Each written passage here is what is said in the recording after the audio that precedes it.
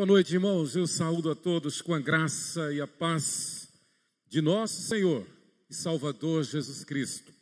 Bom estarmos aqui, bom é servir ao Senhor. E a Bíblia diz que nós servimos ao Senhor e o fazemos com alegria, porque na verdade quem serve é porque está dominado pelo Espírito Santo, está cheio do Espírito Santo. Eu saúdo a todos com a paz do Senhor, aos irmãos que estão aqui, a você que está em tua casa, e eu peço licença para entrar, nós pedimos licença para entrar em tua casa e saber que a tua casa, a exemplo deste templo, também é santuário do Deus vivo. E você com certeza está dizendo, eu e a minha casa serviremos ao Senhor. Saudamos a todos que estão conosco e juntos celebrando ao Senhor, orando, louvando e meditando na palavra do nosso Deus. Eu convido você a abrir comigo o texto sagrado que está em Lucas capítulo 11, Evangelho de nosso Senhor Jesus Cristo, conforme escreveu Lucas, no capítulo 11, os versículos de 1 a 4, a oração dominical. Este texto que é uma parte do Sermão do Monte, o maior tratado de ética, o maior tratado de ética da história, o maior tratado de ética cristã, a base de todo o fundamento teológico, o Sermão do Monte. Lucas 11, de 1 a 4. Vamos fazer essa leitura. Eu convido você a juntos lermos. Vamos juntos? De uma feita, estava Jesus orando em certo lugar. Quando terminou, um dos seus discípulos lhe pediu, Senhor, ensina-nos a orar, como também João ensinou aos seus discípulos. Então ele os ensinou. Quando orardes, dizei, Pai, santificado seja o teu nome, venha o teu reino. O pão nosso cotidiano dá-nos de dia em dia. Perdoa-nos os nossos pecados, pois também nós perdoamos a todos os que nos devem, e não nos deixes cair em tentação. Amém. Vamos orar mais uma vez. Eu convido os irmãos que estão presentes a que fiquemos de pé. Você que está em casa, nos acompanhe. Amado Deus, graças te damos por esta reunião de oração, pelos louvores que já oferecemos a Ti, pela leitura da Tua palavra já feita, Pai, os textos lidos, o Teu povo congregado. Pedimos, ó Deus, fala, Senhor, ao nosso coração. E como os discípulos pediram, nós também pedimos, Senhor, ensina-nos a orar, em nome de Jesus. Amém. Podeis sentar, irmãos. Eu quero falar então sobre oração e mordomia cristã. São dois pontos, são dois fundamentos que estão entrelaçados em toda a Bíblia. Oração, comunhão com Deus, intimidade com Deus, conversa com Deus, abertura com Deus, amizade com Deus, oração, intimidade com Deus. E mordomia cristã é o reflexo da intimidade, da comunhão, da oração. Oração não é absolutamente uma reza, oração não é absolutamente pedir. Oração é comunhão com Deus, é intimidade com Deus. É a nossa prática da profissão de fé, é a profissão de fé concreta, é a intimidade. Uma figura que nós podemos trazer à memória muito forte, muito clara na Bíblia, está em João 15, quando Jesus diz, eu sou a videira verdadeira. Jesus é a videira, nós somos os ramos. E Jesus quer que a seiva dessa videira flua livremente por nós, a partir do tronco, pelos ramos, e obviamente os ramos floresçam e produzam frutos.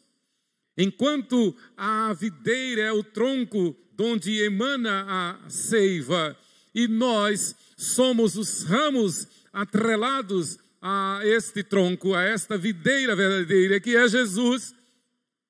Quando mantemos essa comunhão, esta intimidade, esta vida de oração, naturalmente os frutos vão fluir.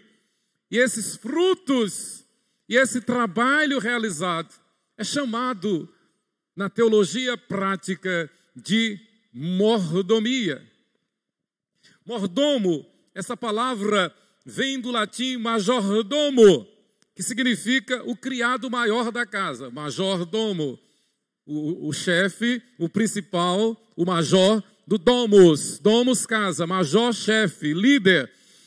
Então, mordomo é o chefe, o criado maior na casa. É o administrador dos bens de uma casa, é o gerente de uma casa. José, quando escravo no Egito, comprado por Potifar, ele se tornou o mordomo, o majordomo, o empregado principal, o responsável, a segunda pessoa depois do dono da casa. Neemias, o grande Neemias, reconstrutor dos muros de Jerusalém, chegou a ser mordomo do rei Artaxerxes na Pérsia. Principal. Quando pensamos em oração, devemos entender que quando oramos, e oramos o tempo todo, e devemos orar o tempo todo, a vida toda, nós estamos agindo como mordomos diante de Deus. Então imagine que os membros da igreja presbiteriana 12 de agosto, orando, eles estão honrando o seu papel de majordomo, de mordomo, porque ele está mantendo a sua comunhão com a videira, ele está mantendo a sua comunhão com o tronco de onde emana, de onde provém a seiva, que vai produzir os frutos, a mordomia, o serviço. Então, quando se tem vida de oração, se tem um serviço prático na igreja, se tem alegria de servir, se tem alegria de ser servo, se tem alegria de contribuir, sabe que aquilo que tem não é seu, é de Deus, como bem disse o rei Davi: Senhor, tudo vem de ti, e do que é teu, tu damos. Quando se tem vida de oração, e se é um mordomo fiel, quando se tem vida de oração fiel, obviamente vai ser um mordomo fiel, vai ser um fiel dizimista, não questiona a doutrina do dízimo. Uma das maiores tolices, pastor Lucas, que eu posso ouvir, é quando alguém se levanta para discutir se dízimo é do Novo ou do Antigo Testamento, do Antigo ou do Novo, se é da lei, se é da graça. Que bobagem, ou melhor, que seta maligna, para perturbar, para tentar perturbar a igreja.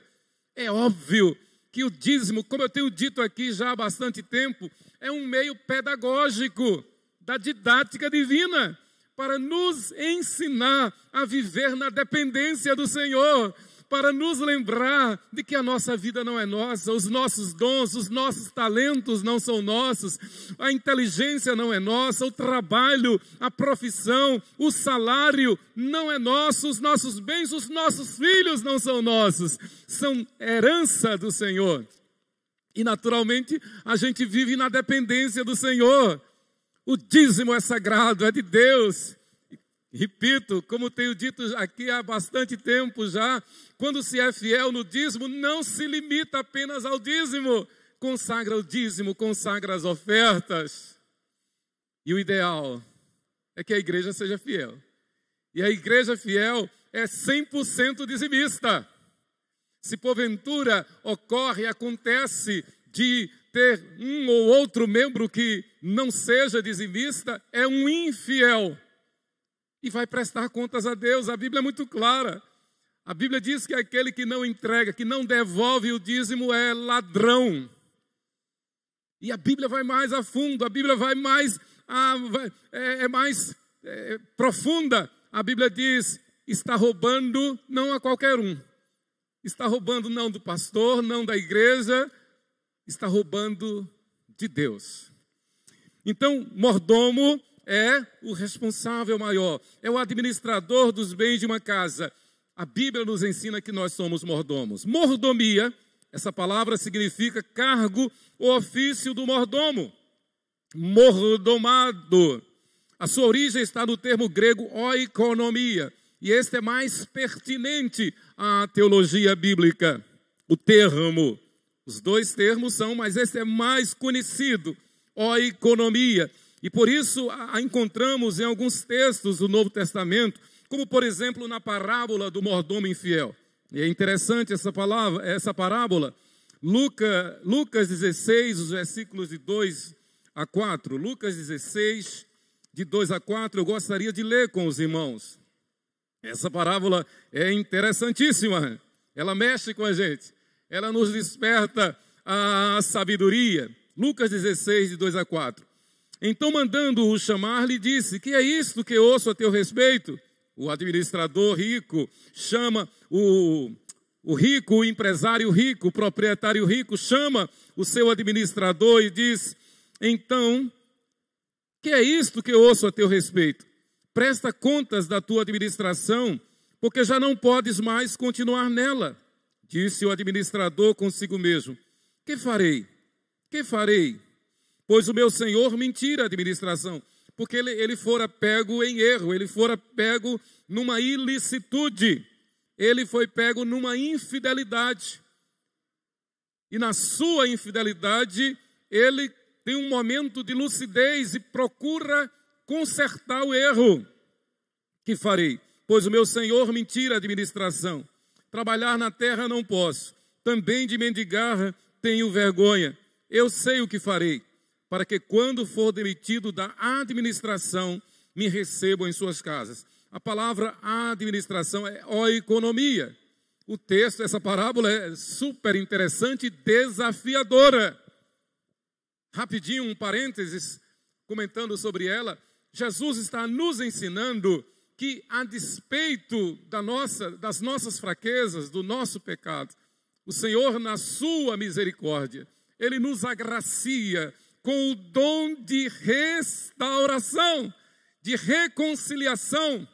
Então, o tempo todo nós estamos sendo convocados pelo Senhor para nos reconciliar com Ele, para nos manter aos seus pés, ligados à videira verdadeira. Em Lucas 12, 48, ainda aqui em Lucas 12, 48, nós vemos o cuidado do Senhor para com o mordomo. Aquele, porém, que não soube a vontade do seu Senhor e fez coisas dignas de reprovação, levará poucos açoites. Mas àquele a quem muito foi dado, muito lhe será exigido. E àquele a quem muito se confia, muito mais lhe pedirão. Jesus está contando a parábola do servo vigilante. E, obviamente, aquele a quem muito tem sido dado, somos nós, a igreja, que temos consciência do chamado do Senhor, da eleição, da predestinação, que temos consciência de que fomos lavados e redimidos pelo sangue de Jesus, que temos a alegria da salvação, que temos a honra de ser membro da igreja do Senhor. Nós somos esse servo, e Jesus então nos exorta a que sejamos servos vigilantes. Muito tem sido nos dado, muito será cobrado de nós. Muito tem sido nos dado, muito será cobrado de nós. Esta aposentadoria que você tem, fui eu que dei. Esse emprego que você tem, fui eu que dei. A saúde que você tem, a casa que você tem, os bens, tudo eu te dei, eu te dou. Assim nos diz o Senhor, o dono da vinha, o dono da seara. Portanto, irmãos, a palavra nos mostra de forma bem clara, contundente, de que ter vida de oração implica em ter uma vida de fidelidade na mordomia, no serviço, no frutificar. Imagine que é devido à fidelidade de cada membro da igreja, que a igreja cumpre a sua missão, que a igreja existe, que a igreja faz missões. Então, se igrejas são abertas, se gente se converte lá na África, lá na Ásia, lá no Amazonas, onde quer que esteja um missionário, filho dessa igreja, enviado por essa igreja, é graças à fidelidade de cada membro da igreja. Mas, independente disto, a manifestação da graça, da glória, do poder de Deus acontece concomitantemente, paralelamente, juntamente com a fidelidade, na razão direta da fidelidade do povo de Deus. E o povo fiel é um povo que descansa no Senhor. Um povo fiel é um povo que tem a paz do Senhor, haja o que houver, em qualquer circunstância. A cada dia que se aproxima o retorno de nosso Senhor Jesus, mais e mais tribulações nós vamos enfrentar. Mas, a despeito das tribulações, estar em comunhão com Deus nos garante a paz, nos garante a fé, nos garante a esperança, nos garante o amor para permanecer no Senhor, para permanecer na igreja, nos garante a fé, a esperança e o amor para permanecermos fiéis, consagrando a nossa vida, consagrando os nossos dons, consagrando os nossos talentos. Agora perceba, oração e mordomia é como os nossos dois braços. Um depende do outro. Não é porque nós temos o braço esquerdo, eu sou canhoto, que eu vou dizer que não preciso do braço direito. Eu preciso tanto do braço esquerdo quanto do braço direito. Nós precisamos de vida de oração e, repito, a oração não é só para pedir, a oração não é só para receber bênção. A oração é, antes de tudo, para fazer-nos descansar nas mãos de Deus, no cuidado de Deus, sob a poderosa mão de Deus, para então produzirmos frutos, sermos mordomos fiéis. Queridos, a função de mordomo corresponde ao do administrador, obviamente. E a mordomia na Bíblia refere-se à administração dos bens espirituais e materiais. Isso é tremendo. Mordomia na Bíblia se refere à administração dos bens espirituais e materiais. O que é que isso significa? Que da mesma forma que eu percebo, que eu reconheço que sou um abençoado por Deus, basta pensar na certeza da salvação, basta pensar na alegria da salvação, basta pensar que eu sou templo do Espírito Santo, bênçãos espirituais, que automaticamente nós vamos entender que em função das bênçãos espirituais, naturalmente, nós produzimos bênçãos materiais. A nossa vida, a nossa presença, a nossa congregação. Por exemplo, a gente viaja 120 quilômetros lá para Ladeirinhas, enfrentando uma estrada difícil, enfrentando estrada de barro. Quando eu cheguei ontem, cheguei domingo quase 11 horas da noite, e ontem o irmão viu e perguntou se eu tinha ido no rally. O carro coberto de barro. Uma estrada difícil, uma viagem difícil. Mas, como eu estava dizendo a um irmão hoje à tarde, é recompensador. É gratificante. Porque a gente vê a alegria dos irmãos, a gente vê a presença dos irmãos. Especificamente, domingo passado, debaixo de tanta chuva. E a igreja cheia, de manhã e à noite. O povo com sede de Deus, buscando a Deus. Bênçãos espirituais produzem bênçãos materiais. A igreja vive pela fidelidade dos fiéis. E quem é fiel sustenta a igreja. Quem é fiel consagra a sua vida, seu tempo, seus dons, seus talentos, seus dízimos, suas ofertas, consagra a igreja. Deus me livre, Deus me livre, Deus me livre. De em algum momento, em algum tempo, o meu cartão de dízimo não está registrado. Mês tal não deu dízimo, mês tal não deu dízimo. Deus me livre. Eu não passei mês tal sem receber. Eu não passei mês tal sem me alimentar, sem me vestir. Aquilo que Deus nos dá é para que consagremos a Ele. Mas é claro, Deus, o nosso Pai por excelência, Ele pede apenas uma parte daquilo que Ele nos dá.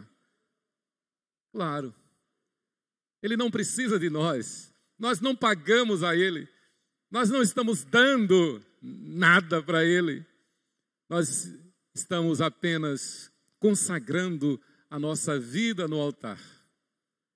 E quando nós consagramos a nossa vida no seu altar, na verdade, nós nos despojamos de todo o egoísmo. Nós nos despojamos de toda a arrogância. Nós nos despojamos de toda mesquinharia. Nós nos entregamos, é dele. E ele diz, claro, você sabe, fazei prova de mim. Queridos, Lucas, ele dá uma ênfase extraordinária sobre a oração. Há duas situações, dois fundamentos no Evangelho de Lucas, onde nós percebemos. Primeiro, ele registra as orações de Jesus. Segundo, a segunda maneira dele mostrar a sua ênfase na oração encontra-se nas parábolas específicas sobre oração. Por exemplo, a do amigo importuno, a do juiz iníquo. Lucas está enfatizando a importância da oração e, concomitantemente, a disposição daquele que ora de servir ao Senhor, de ser um mordomo fiel. Nós precisamos riscar do mapa da nossa vida, apagar da agenda da nossa vida a ideia de que a oração é para receber somente. A oração é para receber bênção somente. O povo do mundo pensa assim, os ímpios pensam assim. E é por isso que está todo mundo dizendo que está orando e pedindo oração e querendo oração. Na verdade, eles estão querendo se satisfazer. Eles estão tratando a Deus como se fosse um mágico, como se fosse o gênio da lâmpada. Não querem compromisso, querem receber, querem ver milagres, só querem bênçãos. Mas não é assim que a Bíblia ensina. A oração é para gerar em nós fidelidade, compromisso. Lucas registra as orações de Jesus. Interessante que em Lucas 3, 21, 5, 26, 6, 12, 9, 18, 10, 21, 11, 1, 22, 41, 23, 46, 7 orações e destas, aliás, 9 momentos de oração e nestes 9, 7 orações somente Lucas registra. Lucas dá uma ênfase especial sobre oração, sobre uma vida cheia do Espírito Santo. É assim que ele registra os Atos dos Apóstolos. Foi assim que ele escreveu o livro dos Atos dos Apóstolos. É um chamado divino para termos intimidade com Deus, vida de oração. Queridos, agora voltando ao nosso texto básico, a oração dominical, e conforme está em Mateus 6, de 9 a 15, lá no Sermão do Monte, onde a oração está detalhada, a oração dominical, eu quero compartilhar com os irmãos, conforme está em Mateus 6, de 9 a 15, a mesma oração. Portanto, vós orareis assim: Pai nosso que estás no céu. Jesus repete lá, Lucas registra o que Jesus falou no Sermão do Monte, que ele repete num momento quando está reunido com os apóstolos, quando eles pediram, ensina-nos a orar. Aí Jesus repete o que ele falara no Sermão do Monte: Pai nosso que estás nos céus, santificado seja o teu nome, venha o teu reino, faça-se a tua vontade, assim na terra como no céu. O pão nosso de cada dia dá-nos hoje, e perdoa-nos as nossas dívidas, assim como nós temos perdoado aos nossos devedores. E não nos deixes cair em tentação, mas livra-nos do mal, pois teu é o reino, o poder e a glória para sempre. Amém. E Jesus acrescenta: porque se perdoardes aos homens as suas ofensas, também vosso Pai Celeste vos perdoará. Jesus está falando que o seu servo, o servo fiel, tem um coração quebrantado, tem um coração despojado, tem um coração perdoador. Se, porém, não perdoardes aos homens as suas ofensas, tampouco vosso Pai vos perdoará as vossas ofensas. Jesus está falando que o servo fiel, o servo de quem ele ouve e se agrada da oração, é aquele que é despojado de todo o seu eu, de todo o seu ego, é aquele que vive para servir, é aquele que vive para abençoar. O servo fiel é aquele que é perdoador. Um servo que é perdoador jamais murmura, jamais reclama, jamais procura defeitos, jamais age na igreja como se fosse um partidário político. Há pessoas como os fariseus na época de Jesus, que estão na igreja apenas para criticar, apenas para ver defeitos. É o fariseu de quem Jesus tanto reclama. Ainda hoje existe. É aquele que acha que a igreja deve existir para agradar a si, agradar a ele. É aquele que acha que a igreja deve existir para fazer eventos, para agradar as pessoas. É aquele que é a igreja, que está na igreja, é membro da igreja, e às vezes é infiel mesmo nos dízimos, é infiel na vida de oração, mas quer que a igreja faça aquilo que lhe agrade. É aquele que vive à procura atrás deste pregador famoso, deixando bem claro que o que o atrai na igreja não é a pessoa do Senhor Jesus Cristo, mas é uma pessoa que lhe agrade. E muitas vezes troca Jesus por um pregador, troca Jesus por um pregador famoso. Que bom que a gente tem pregadores famosos, mas melhor do que tudo é a gente se alegrar com Jesus. Saber que Jesus é o Senhor da igreja, seja aqui, seja onde for. Então o mordomo fiel, ele tem vida de oração. Eu quero então compartilhar, irmãos, o que o Senhor nos ensina neste modelo de oração que Ele nos dá. Obviamente, o Pai Nosso não é uma reza. Tem gente que cita que ora o Pai Nosso como uma mera reza, uma mera repetição, uma ladainha, sem refletir, sem pensar, sem racionalizar, sem ser fiel, sem ter comunhão com Deus, sem ser um mordomo fiel, mas apenas um mordomo infiel. Não, o Pai Nosso é um modelo para que a gente faça as orações conforme o Espírito Santo nos ilumina. Porque, na verdade, toda oração que agrada a Deus, toda oração do mordomo fiel é regida, é conduzida pelo Espírito Santo. O apóstolo Paulo diz que o Espírito Santo intercede por nós com gemidos inexprimíveis, porque nós não sabemos orar como convém. Ora, quem disse isso foi o apóstolo Paulo. Ele não estava brincando, nem blefando. Ele estava falando a verdade. Então, quem ora para agradar a Deus, o faz movido pelo Espírito Santo. Então, no Pai Nosso, neste modelo de oração, nós aprendemos como devemos fazer toda e qualquer oração a Deus. Em primeiro lugar, toda oração deve começar com adoração. Com adoração. Eu penso comigo, não dá para falar com Deus sem que antes eu o adore, sem que antes eu o exalte. E aí eu me vigio, eu me policio, para que, por exemplo, eu não diga, eu adoro um copo de água. Eu adoro a comunhão com os irmãos. Eu adoro a igreja. Não, Deus me livre disso. Eu adoro somente a Deus. Eu gosto dos meus irmãos, eu gosto de um copo d'água, eu gosto da comunhão, eu gosto da igreja, eu amo a igreja.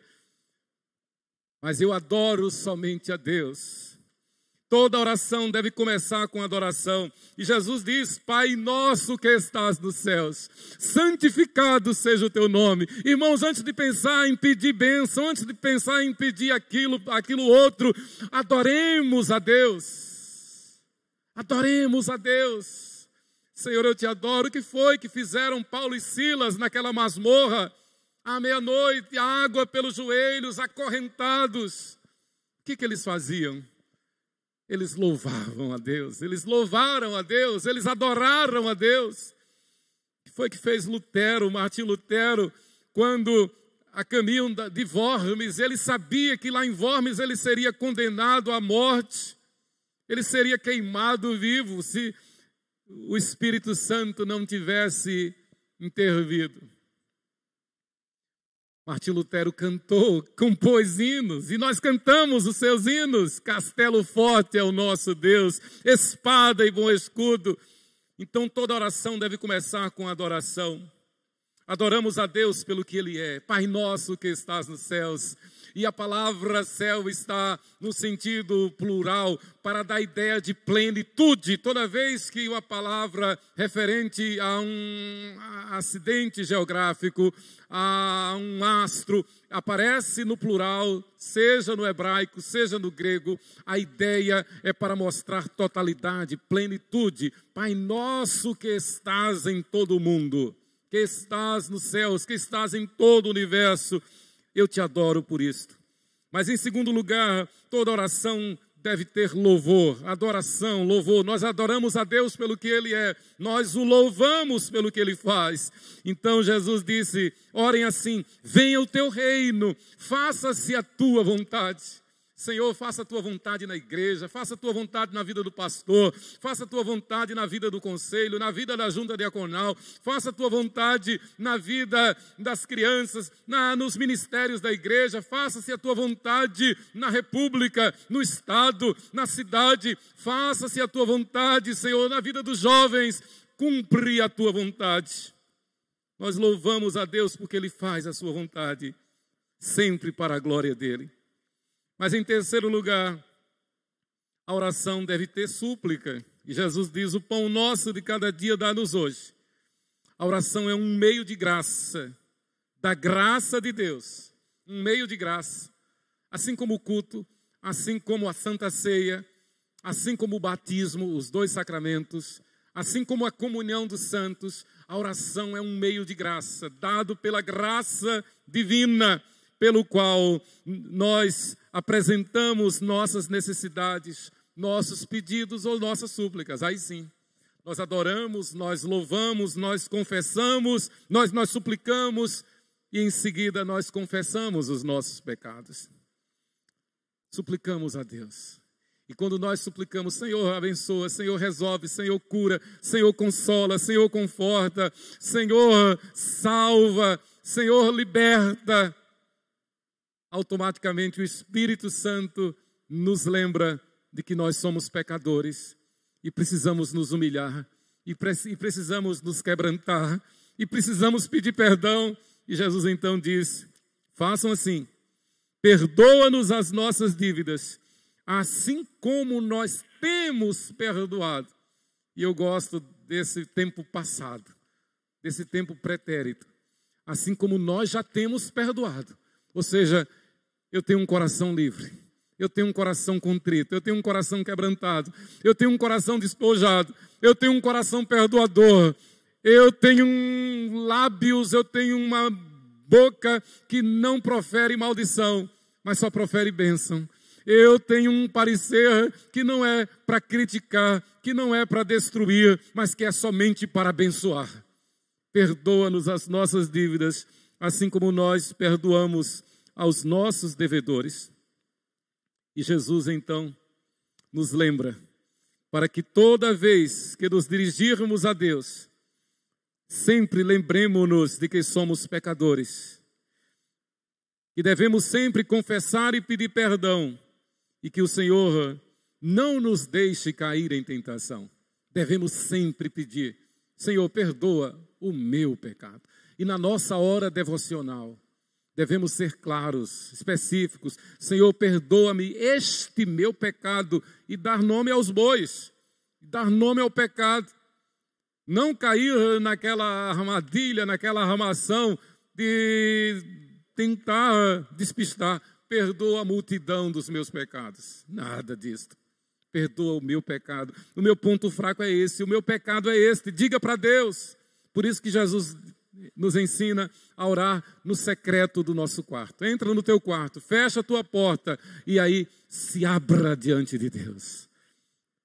Então orar não é só pedir bênção. Orar não é só pedir favor.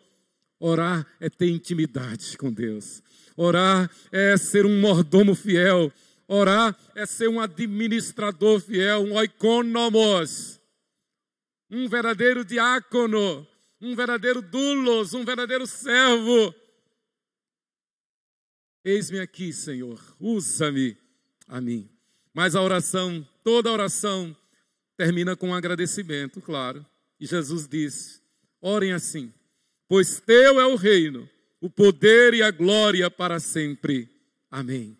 Em toda oração, devemos concluir agradecendo a Deus pelo seu poder, pela sua onipotência, onisciência, onipresença, poder absoluto. Teu é o reino, poder e a glória para sempre. Amém. E claro, dizendo em nome de Jesus. A Bíblia é muito clara, nosso Senhor Jesus é muito claro, específico. Ele diz que nós devemos orar em seu nome. E muitas vezes, nós somos tentados a orar e terminar a oração como se estivéssemos falando com qualquer um. Está orando, de repente diz amém. Falou o quê? Dirigiu-se a quem? Em nome de quem? Pensemos, irmãos, que Deus não nos ouve se não for através de Jesus.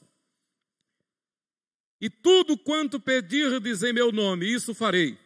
E tudo quanto pedirdes em meu nome, isso farei, a fim de que o Pai seja glorificado no Filho. Se me pedirdes alguma coisa em meu nome, eu farei. Irmãos, isso não é brincadeira. Isso não é brincadeira. É Jesus quem está dizendo. É uma regra absoluta. Orar em nome de Jesus. Orem em meu nome. João 14, 13 e 14. Em Mateus 21, 22, Jesus diz, e tudo quanto pedirdes em oração, crendo, recebereis. João 16, 24, Jesus diz, até agora nada tendes pedido em meu nome. Pedi e recebereis, para que a vossa alegria seja completa. João 16, 24. Irmãos, então, concluindo, ter vida de oração é ser um mordomo fiel. Ter vida de oração é estar ligado à videira verdadeira. Estar ligado à videira verdadeira é permitir fluir em si a seiva da vida. Fruto e produzir o fruto do Espírito Santo. Quem gera na igreja é o Espírito Santo. Quem frutifica na igreja é o Espírito Santo. Então pense que tudo que nós temos é dom de Deus, é dádiva de Deus, e Ele nos dá, como diz Davi, para que nós lhe devolvamos, para que nós consagremos a Ele. E eu quero ser bem específico. Quando se tem vida de oração sincera, se é um crente fiel, na consagração da sua vida, na consagração dos dons, na consagração dos talentos, não é jamais como aquele que enterrou o talento. Aquele que enterra o talento é aquele que sonega o dízimo. Quem não devolve o dízimo está escondendo, está enterrando o talento. E Jesus chama este de servo malvado. E diz que o amarra e o lança nas trevas exteriores.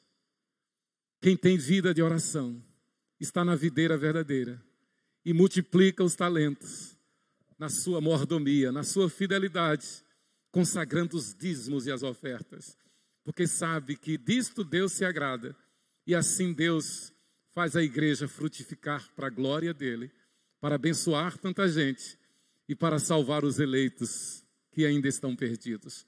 Que Deus nos abençoe. Amém.